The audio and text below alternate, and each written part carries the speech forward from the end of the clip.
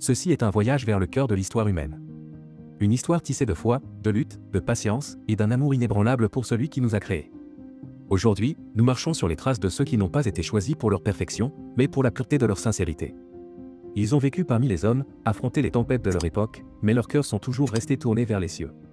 Leurs paroles ne furent pas limitées à leur temps. Ce sont des échos intemporels des appels silencieux qui résonnent dans chaque âme en quête de vérité, de paix et de sens.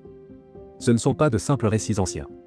Ce sont des reflets vivants de ce que signifie croire quand le chemin est obscur, tenir bon quand le monde s'égare, prier encore même lorsque la nuit semble interminable.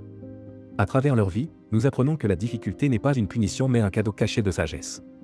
Que la plus grande force ne se trouve pas dans ce que nous possédons, mais dans le retour humble vers Allah, peu importe la distance que nous avons mise entre lui et nous. Car la prière ne se limite pas aux gestes, elle vit dans nos paroles, nos services rendus, nos élans après chaque chute.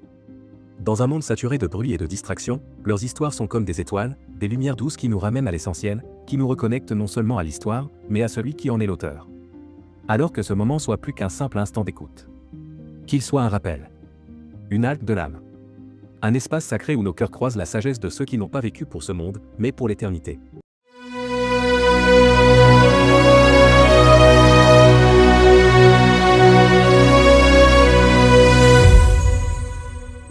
Bienvenue dans une histoire de lumière. Une histoire d'espoir. Une histoire de retour. Bienvenue dans la vie de ceux qui ont marché avant nous. Pour que nous puissions, à notre tour, retrouver le chemin du retour vers la maison. Notre voyage commence avec la plus lumineuse des âmes, Mohammed le sceau des prophètes. Dans la douceur fragile de cette union entre Abdullah et Amina, un enfant fut confié à la terre. Il ne verrait jamais le visage de son père, car Abdullah quitta ce monde avant même que son fils n'y ouvre les yeux. Mais ce destin, qui aurait pu être une tragédie, portait en vérité l'espoir de l'humanité. Mohammed naquit dans la lumière du matin, dans une Mecque encore engourdie par l'oubli. Un enfant orphelin, mais protégé par le destin. Un enfant né sans fortune, mais avec un héritage plus grand que l'or, une âme choisie par le ciel. Sa mère, Amina, éleva ce trésor avec tendresse, jusqu'à ce que le destin lui aussi la reprenne, le laissant à la garde de son grand-père, Abd al-Muttalib, puis de son oncle Abu Talib. Ainsi, l'orphelin marcha parmi les hommes, discret, humble, mais observant tout, le cœur ouvert aux secrets du ciel et les yeux ouverts aux douleurs des hommes. Il grandit sans bruit, connu pour sa véracité, surnommé à la main, le digne de confiance. Mais au fond de lui, brûlait un feu silencieux, une soif de sens, un appel profond qui le poussa à chercher le silence dans la grotte de Hira, loin du vacarme des marchés et des cœurs endormis. C'est là, dans l'obscurité de la nuit et la clarté de sa solitude, que la lumière descendit. Dans ce moment suspendu entre le ciel et la terre, l'ange Gabriel apparut. Les premiers mots furent posés sur cette terre, livre ouvert, lis. Au nom de ton Seigneur qui a créé. Et ainsi, la révélation commença. En cette année de l'éléphant, où une armée avait tenté d'écraser le sacré par orgueil et pouvoir, Allah avait répondu non par des lames, mais par des oiseaux portant des pierres brûlantes, rappelant à l'humanité que la maison d'Allah n'a besoin d'aucun défenseur terrestre quand le ciel se lève pour la protéger. C'est dans le sillage de cet événement, dans une demeure modeste de la Mecque, qu'Amina, affaiblie mais sereine, mit au monde un enfant qu'elle nomma Muhammad, le loué. Il n'y eut ni trompette, ni cortège royaux. Il n'y eut que la paix d'une nuit céleste, le souffle d'un nouveau-né, et la promesse silencieuse que le monde venait de changer. Depuis qu'elle le portait, Amina sentait en elle un calme surnaturel, comme si chaque battement de son cœur berçait une étoile.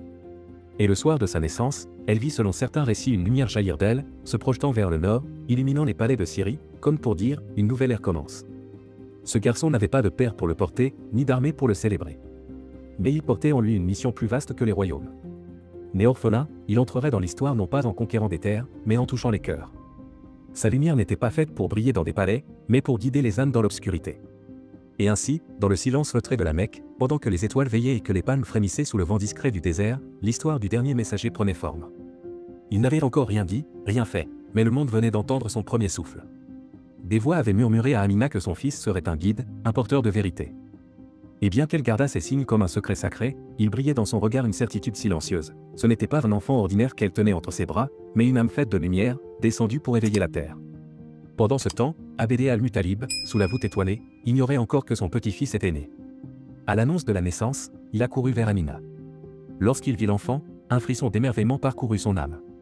Il n'avait pas les mots pour cette sensation, mais son cœur savait déjà que cet enfant portait l'empreinte du destin. Il le prit tendrement, l'enveloppa de ses bras, et le conduisit vers la Kaaba, le cœur battant de la Mecque.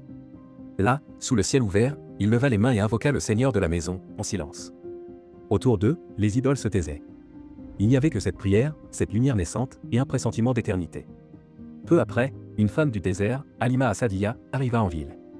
Pauvre et humble, elle cherchait un nourrisson à allaiter, espérant trouver une famille généreuse. Mais aucun enfant ne lui fut confié. Toutes les maisons semblaient fermées. Alors qu'elle s'apprêtait à repartir, son regard croisa celui d'Amina et de l'enfant sans père. Il n'y avait ni or, ni promesse d'abondance, mais Halima sentit en elle un frisson de lumière, une douceur inexpliquée. Quelque chose en elle savait, cet enfant est une bénédiction.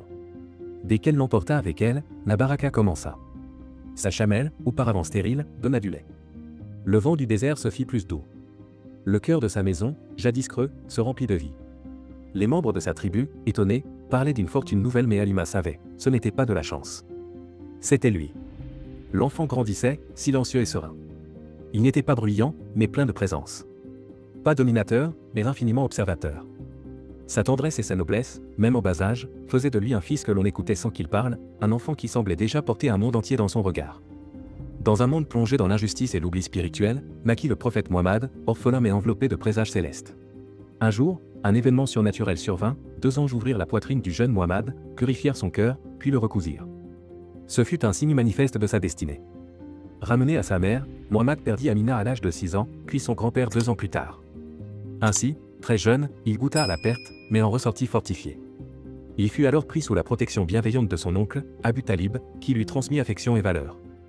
Le jeune garçon, discret et observateur, grandissait loin du luxe, élevé par le silence, la solitude et le regard bienveillant du ciel. Dès son jeune âge, Mohammed accompagna son oncle Abu Talib dans les caravanes commerciales, parcourant les déserts brûlants et les marchés vibrants de la région. Il observa les pratiques des marchands, apprit les rouages du commerce, mais surtout, il perçut les injustices et les tromperies souvent dissimulées sous le vernis des transactions. Il refusa catégoriquement de participer à tout acte malhonnête, si petit soit-il. Sa droiture fut si remarquable que bientôt, les gens de la Mecque le surnommèrent à la main, le digne de confiance, un titre qui allait traverser les âges. Il n'eut pas accès aux écoles, ni à un apprentissage formel. Mais la nature fut son institut, la vie son maître. Les montagnes lui enseignèrent le silence. Le vent lui souffla la patience. Et les gens dans leur bonté comme dans leur dureté lui montrèrent ce qu'était la vraie humanité. Une lumière intérieure le guidait, préservé malgré les douleurs d'une enfance marquée par l'orphelinat. Un jour, témoin d'une injustice envers un commerçant yéménite, Mohammed participa à la fondation du pacte de Hilfa al-Fudul, une alliance morale entre nobles de Quraysh pour défendre les opprimés. Ce fut bien avant la révélation, mais le prophète dira plus tard, « J'ai assisté à un pacte dans la maison de Abdullah ibn Judan. Si on m'appelait aujourd'hui à y participer à nouveau, je répondrais sans hésiter. » Ainsi se dessinaient déjà les traits de sa mission, justice, miséricorde et dignité pour tous, même avant qu'il ne reçoive la première parole divine. Bien avant que la révélation ne descende, Mohammed suivait déjà les pas intimes des prophètes avant lui, ceux qui, dans la solitude et le silence, avaient appris la patience et l'humilité en gardant les troupeaux et en observant les cieux. Ses journées s'écoulaient parmi les collines, rythmées par le bêlement des chèvres et le chant lointain des oiseaux. Le désert lui offrait plus que de l'air sec et des pierres, il lui offrait un miroir du cœur. Il passait des heures à contempler la création, son âme tournée vers le ciel, absorbé par un appel intérieur qu'il ne comprenait pas encore pleinement. Pendant que d'autres s'enfonçaient dans les rituels vides et les cultes d'idoles, lui, restait à l'écart, insatisfait par les coutumes de son peuple. Même au milieu d'une société bâtie sur les conflits tribaux et d'orgueil, son cœur restait pur. Il préférait le silence à la frénésie, la réflexion au tumulte. C'est dans cette solitude que sa force intérieure s'est forgée, non par la richesse ou le pouvoir, mais par l'épreuve, la douceur, et une paix venue d'ailleurs. La Mecque ne le voyait encore que comme un jeune homme orphelin, discret, respecté, digne. Mais les montagnes qui surplombaient la ville, les étoiles sous lesquelles il rêvait, et les vents qui emportaient ses soupirs muets, tous savaient ce que les hommes ignoraient encore, il était choisi, observé, préparé. Et le jour viendrait où sa voix ne se lèverait pas pour dominer, mais pour dire la vérité. À l'adolescence, cette puissance silencieuse prit davantage d'ampleur. Il n'était plus le garçon de l'ombre, mais un jeune homme dont la présence apaisait. Calme dans sa parole, modeste dans sa démarche, il dégageait une dignité que rien ne semblait pouvoir altérer. Il parlait peu, mais chaque mot était pesé, vrai, porté par une honnêteté inébranlable. Dans une cité comme la Mecque, où la parole était monnaie de manipulation, il était connu pour ne jamais trahir la vérité. Les gens reconnaissaient en lui une constance rare, que la vie lui offre difficulté ou opportunité, il restait fidèle à ses principes. Et ainsi, dans un monde en mutation, entre caravanes, marchés et alliances politiques, se formait un homme que le monde n'attendait pas mais que le monde allait bientôt entendre. Dans une société où la ruse et la dissimulation étaient monnaie courante, Mohammed se distinguait par une vérité limpide. Il n'était pas intéressé par les profits malhonnêtes ni les faux-semblants. Sa parole tenait lieu de contrat, son intégrité, d'étendard. Ce n'était pas un rôle qu'il jouait, mais l'essence même de sa personne. Il fut ainsi surnommé à la main, le digne de confiance, et Assadik, l'honnête véridique, des titres que même ses plus farouches opposants n'osèrent jamais contester. Son honnêteté toucha le cœur d'une femme remarquable, Khadija, une veuve noble de la Mecque, connue pour sa sagesse et sa droiture. Entendant parler des qualités exceptionnelles de Mohammed, elle lui confia la direction d'une caravane commerciale vers la Syrie. À son retour, son serviteur Maïzara parla d'un homme à la dignité rare, calme face aux épreuves, juste dans ses décisions, imprégné d'une paix qui apaisait ceux qui l'entouraient. Touché non par sa beauté ni par ses profits, mais par la pureté de son âme, Khadija lui envoya une proposition discrète de mariage. Il accepta avec gratitude, non pour la richesse, mais pour le respect mutuel et la noblesse du cœur. Leur union fut douce et profonde, fondée sur l'amour, la confiance et la paix. Pour la première fois, Mohammad connut un foyer à lui, un espace de lumière et de stabilité. Mais malgré une vie paisible, il resta loin des plaisirs mondains, évitant les fêtes bruyantes, l'oisiveté et l'excès. Il préférait servir les plus démunis, se retirer en silence, et réfléchir à la condition humaine. La grotte de Hira devint son refuge, un lieu isolé niché dans les montagnes, où il passait des heures, parfois des jours, à contempler, questionner et chercher, sans savoir encore que bientôt, la révélation descendrait. Avant même que la révélation ne le touche, le cœur de Mohammad était déjà tourné vers l'au-delà. Il n'était ni prophète, ni messager, mais un homme en quête, troublé par les illusions de son époque, attiré par un appel plus grand. Les gens le respectaient, car sa droiture était limpide et son nom, à la main, le digne de confiance, résonnait comme une promesse silencieuse. Un jour, alors que la Kaaba était en reconstruction, une dispute éclata, chaque tribu voulait l'honneur de replacer la pierre noire. La tension devenait dangereuse, jusqu'à ce qu'on propose de confier la décision au prochain homme à entrer. Ce fut Mohammad. Avec sagesse, il plaça la pierre sur un tissu et invita chaque chef tribal à en tenir un coin. Ensemble, ils l'élevèrent, et il la positionna de ses mains. Une crise fut désamorcée, non par la force, mais par l'équité et l'intelligence silencieuse. Il ne cherchait ni prestige, ni récompense. Il vivait non pas pour la gloire, mais pour la vérité, la paix et la justice.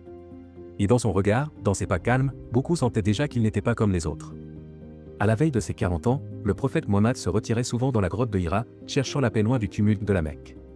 Nuit après nuit, il contemplait les étoiles, méditait sur l'injustice de son peuple, et interrogeait le silence du ciel.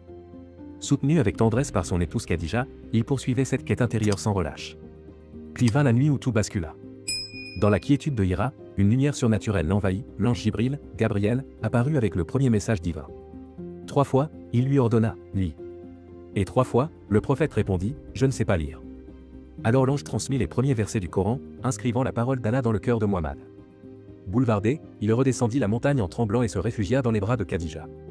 C'était le début de la prophétie, un moment réel et bouleversant, qui allait transformer l'histoire du monde pour toujours.